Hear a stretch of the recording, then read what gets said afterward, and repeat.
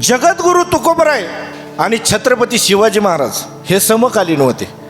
यांचा एकाच काळामध्ये जन्म होता.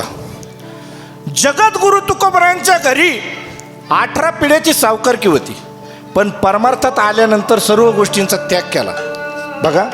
आणि ज्या वेळेस जगद्गुरु तुकोबरायांच्या घरामध्ये दारिद्र्य निर्माण झालं, ही गोष्ट छत्रपती शिवाजी महाराजांच्या कानावरती येते. छत्रपती शिवाजी महाराज म्हणतात, माझ्या राज्यातील जर प्रजा दुखी असेल आणि विशेष करून जगद्गुरु तुकोबरायांसारखे संत जर उपाशी असतील तर राज्य करणं चुकीचं आहे. प्रजा जर दुखी असेल आणि विशेष करून जगद्गुरु तुकोबरायांसारखे वारकरी जर उपाशी असतील तर राज्य करणं चुकीचं आहे. म्हणून त्यांनी एका पालखीमध्ये सोनं, चांदी, हिरे, भालदार, चोपदार जगद्गुरु तुकोबरायांच्या जीवनाला मदत म्हणून नजराणा पाठवला. आणि हा इतिहास जगद्गुरु तुकोबरायांनी त्यांच्या अभंगामध्ये लिहिलेला आहे.